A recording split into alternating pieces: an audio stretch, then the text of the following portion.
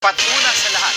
Abangan niyo po ulit kami bukas dito sa TV5, 1PH, RPTV, True TV at 105.9 True FM. Susunod na po ang Frontline Pilipinas. Live mula sa TV5 Media Center Reliance. Kasama ang buong puwersa ng News 5. Ito ang 28th TVP Golden Dove Awards at 13th Makatao Awards Best TV Newscast. Frontline Pilipinas.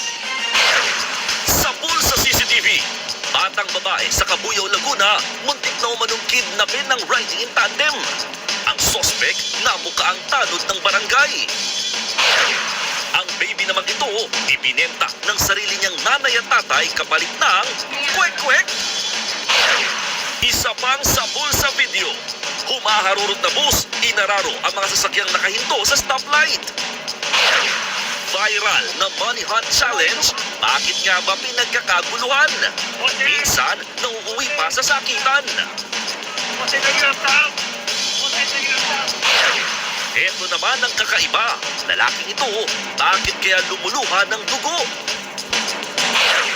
Bagyong Basyang magdadala ng malakas na pagulan sa Visayas at Mindanao.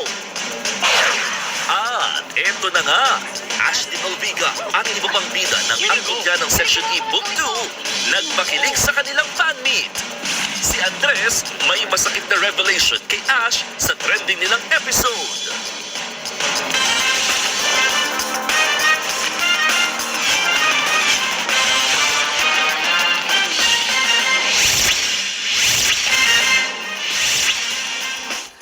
Sa video kung paanong pilit, hinila at tila kikidnapin ng riding in tandem ang 9 na taong gulang na babae sa Laguna.